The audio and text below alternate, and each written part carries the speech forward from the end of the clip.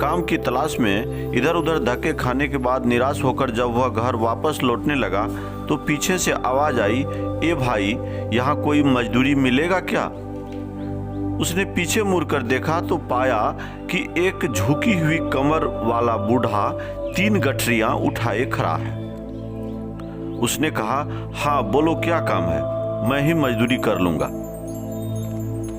मुझे रामगढ़ जाना है, 2 गठरियां मैं उठा लूंगा, पर मेरी तीसरी गठरी भारी है, इस गठरी को तुम रामगढ़ पहुंचा दो, मैं तुम्हें 2 रुपये दूंगा।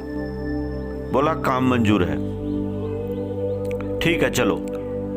आपकी इतनी मदद करना तो यूं भी मैं अपना फर्ज समझता हूं। इतना कहते हुए गठरी उठाकर अपने सिर पर रख ली, किंतु गठरी रखते ही उसे इसके भारीपन का एहसास हुआ। उसने बूढ़े से कहा, यह गठरी तो काफी भारी लगती है।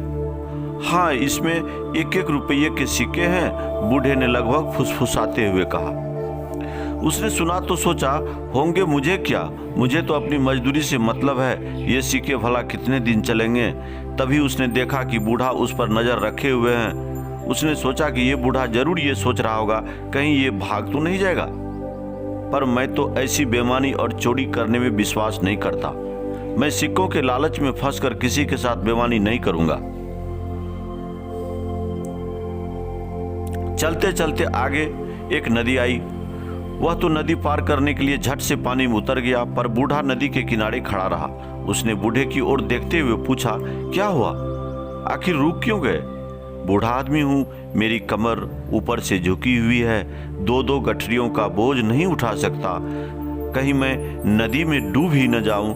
तुम 1 गठरी और उठा लो, मजदूरी की चिंता न करना, मैं तुम्हें 1 रुपया और दो दूंगा। ठीक है, लाओ, पर इसे लेकर कहीं तुम भाग तो नहीं जाओगे? क्यों भला, मैं क्यों भागने लगा? भाई आजकल किसी का क्या भरोसा, फिर इसमें चांदी के सिक्के जो हैं। मैं आपको ऐसा चोर बेईमान दिखता हूं क्या? बेफिक्र रहे, मैं चांदी के सिक्के के लालच में किसी को धोखा देने वालों में नहीं हूं। लाइए, ये गठरी मुझे दे दीजिए। दूसरी गठरी उठाकर उसने नदी पार कर ली। चांदी के सिक्कों का लालच भी उसे डिगा नहीं पाया। थोड़ी दूर आगे चलने के बाद सामने पहाड़ी आ गई। वह धीरे धीरे पहाड़ी पर चढ़ने लगा, पर बूढ़ा अभी तक नीचे ही रुका हुआ था।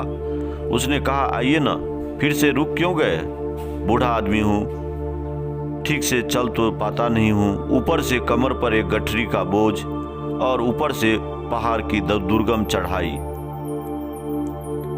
तो लाइए, ये गठरी भी मुझे दे दीजिए, बेशक और मजदूरी भी मत देना।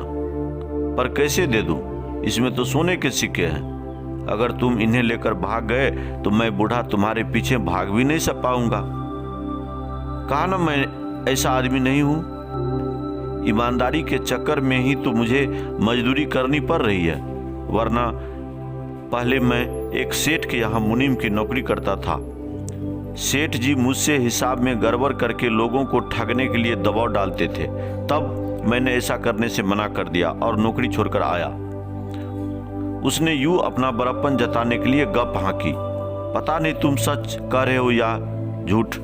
खैर, उठा लो ये सोने के सिक्कों वाली तीसरी गठरी भी, मैं धीरे धीरे आता हूँ। तुम मुझसे पहले पहाड़ी पार कर लो तो दूसरी तरफ नीचे रुककर मेरा इंतजार करना। वह सोने के सिक्कों वाली गठरी उठाकर चल पड़ा। बूढ़ा बहुत पीछे रह गया। उसके दिमाग में आया, अगर मैं भाग जाऊं तो ये बूढ़ा तो मुझे पकड़ नहीं सकता और मैं एक ही झटके में माला माल हो जाऊं। वह सोने की सिक्कों वाली गठरी उठाकर चल पड़ा। बूढ़ा बहुत पीछे रह गया। उसके दिमाग में आया, अगर मैं भाग जाऊं तो बूढ़ा तो मुझे पकड़ नहीं सकता और मैं एक ही झटके में माला माल हो जाऊंगा। पता नहीं तुम सच कह रहे हो या झूठ। खैर, उठा लो ये सोने के सिक्के वाली तीसरी गठरी भी, मैं धीरे धीरे आता हूँ। तुम मुझसे पहले पहाड़ी पार कर लो तो दूसरी तरफ नीचे रुककर मेरा इंतजार करना। वह सोने की सिक्कों वाली गठरी उठाकर चल पड़ा। बूढ़ा बहुत पीछे रह गया था। उसके दिमाग में आया, अगर मैं भाग जाऊं तो ये बूढ़ा तो मुझे पकड़ नहीं सकता और मैं एक ही झटके में माला माल हो जाऊंगा। मेरी पत्नी जो मुझे रोज कोसती है कितना खुश हो जाएगी। इतनी आसानी से मिलने वाली दौलत ठुकराना भी बेवकूफ़ी है। एक ही झटके में धनवान हो जाऊंगा। पैसा होगा तो इज्जत, ऐश, आराम सब कुछ मिलेगा मुझे। उसके दिल में लालच आ गया और बिना पीछे देख भाग खड़ा हुआ। 3-3 गठरियों का बोझ उठाते भागते भागते उसकी सांस फूल गई। घर पहुंचकर उसने गठरियां खोलकर देखी तो अपना सिर पीट कर रह गया। गठरियों में सिक्के के जैसे बने हुए मिट्टी के ढेले थे। वह सोच में पड़ गया कि बूढ़े को इस तरह का नाटक करने की क्या जरूरत थी।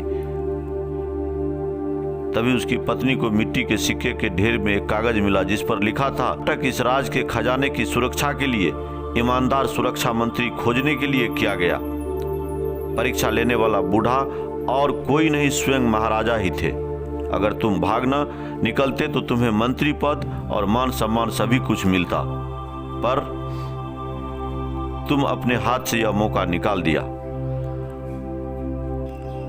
इसलिए हम सभी को सचेत रहना चाहिए कि जीवन देवता कब हम में से किसकी परीक्षा ले ले। प्रलोभन में न डिगकर, प्रलोभन में न गिरकर सिद्धांतों को पकड़े रहने की दूरदर्शिता है। धन्यवाद।